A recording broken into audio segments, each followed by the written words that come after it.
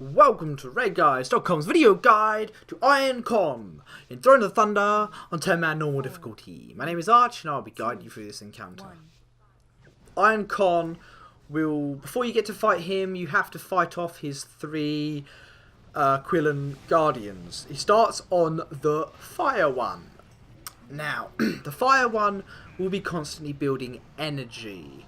When he reaches 100 energy, he will do fuck ton of damage to the raid. It is manageable, you can survive through it. It's not like it's a wipe, but you might as well avoid it because it's very easy to avoid. Now what you want to do is you want to split out into three little groups of three.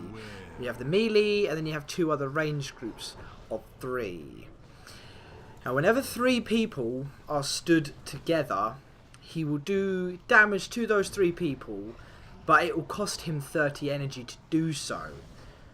And then it will leave a debuff on them which increases the damage received from that ability, or from fire damage, I can't remember. So how we did it is we had three groups of three. First group would stay stacked and then he'd do it until they got 2 stacks of the debuff, and then the next group would go and they'd stack up until they get 2 stacks of the debuff, and then the third group would go and they'd do it until they get 2 stacks of the debuff, and then it'd be back to the first group. This just stops him building up his energy because he'll cast it, he'll cast that as soon as he gets 30 energy because there's 3 people stacked together. On top of this, he will throw his spear, and I'm pretty sure it's maybe at the furthest person. It was quite random, it was kind of hard to figure out who he was throwing it at, but he'll throw that and that'll hit you for damage, and then fire will come out in 5 random directions. If you're in this fire, you'll then get a debuff which ticks on you for fire damage, which is obviously going to be increased because you're getting increased fire damage taken from the debuff you're receiving from being stacked up. You can jump over it, but it's just best to avoid it really. You don't really need to move too much other than to move in and out of your little areas.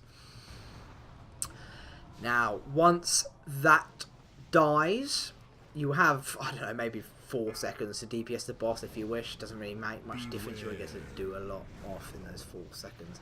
He will then jump onto a different Qon, which will be the Wind Lightning Qon.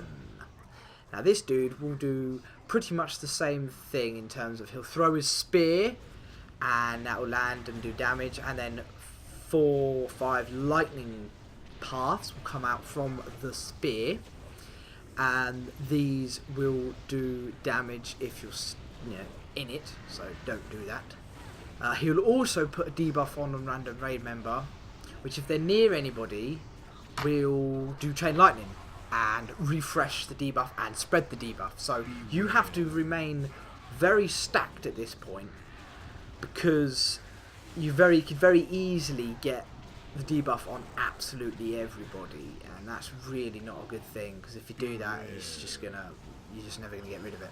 So stay spread out so that you don't get it. Now, he will do this ability called Windstorm, which pulls you into the middle and starts summoning a load of hurricane tornado things. If you get caught in one, you'll get stunned and it will take you on a little lap and do quite a bit of damage. You want to avoid getting caught in one. As soon as everybody has left that big circle, sort of the area, it will be over.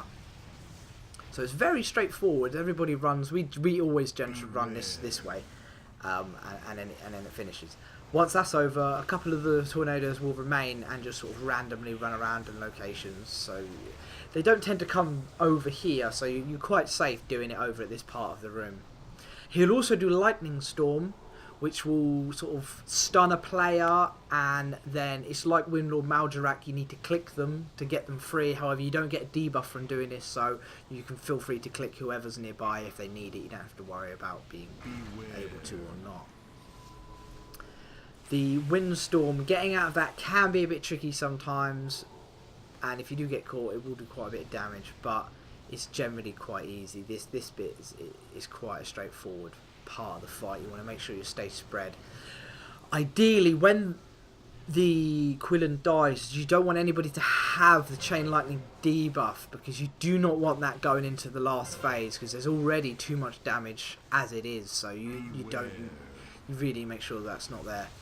If you stand in the lightning path that comes out from the spear for too long, you'll get stunned for 10 seconds. So you don't want to do that. this happens. If you get caught in the wind, you get stunned and done on a lap. So getting caught on a really early wind one is a lot better than getting caught on a really late wind one, because you'll do a huge lap and you will die. He'll generally do that windstorm twice, because you'll, well, if he does it a third time, then you need to do more damage, really.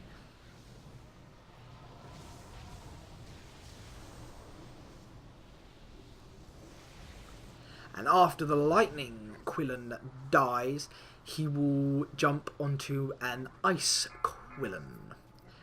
Now this guy is a bit annoying. He will again throw a spear, which will land and do damage, and will send out ice paths in different directions. And if you stand in that, you'll get slowed. You slow your slow movement and slow your casting. And if you get too many stacks, you'll be frozen in place. And you'll be just attacking so slow. I'm pretty sure I get stuck in it on this like an idiot. And it's really bad because you'll be stuck there for so long that you pretty much not get out of it until the thing despawns. So unless you can have someone grip you, don't get stuck in it. He will also put up a shield in 2 locations, front, back, left or right. If you're in front, if the shield is between you and the boss, you won't be able to hit him. So you want to be on a free zone. However, if you've got the chain lightning debuff on anybody, don't worry about trying to DPS him. Just make sure you don't spread that damage, that debuff, because you need to have it gone by this point.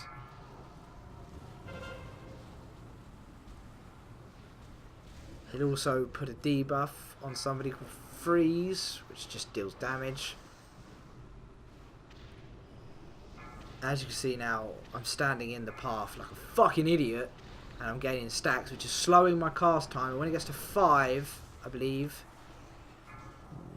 No, luckily I only managed to get to 4. That's okay. Double grip, bit of fun. Why not?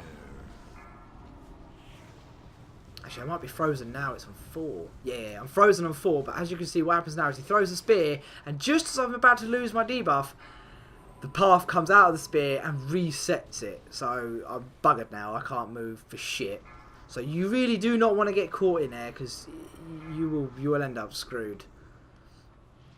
This is quite a straightforward part of the fight, really, because other than the dead zone, there's not really a lot you have to worry about other than moving from the spear. So dead zone, you can move into a better position, but we found the berserk, overall berserk, isn't anything to worry about, so you don't really have to worry too much about trying to move around the shields in order to get as much damage in as you can, because you're never going to hit berserk unless your DPS is absolutely terrible. Now, once that Qon dies, you fight Iron Qon himself. Now, at this point, everybody wants to stack up and healers want to prepare themselves. He will periodically cast Fist Smash. He will slam the ground, doing AoE damage to everybody. Now, as the fight goes on, the damage he deals will go up and up and up. I don't know whether it's every second or 2 seconds or 5 seconds, or whether it's based on health or what. I'm pretty sure it's based on time, but this gets very big very quick. So at first you'll be fine, he won't be doing anything, but towards the end of this fight he will be hitting like a fucking truck on everybody. So you really need to have your cooldowns ready for towards the end of this fight, because it is ridiculous the damage that he does.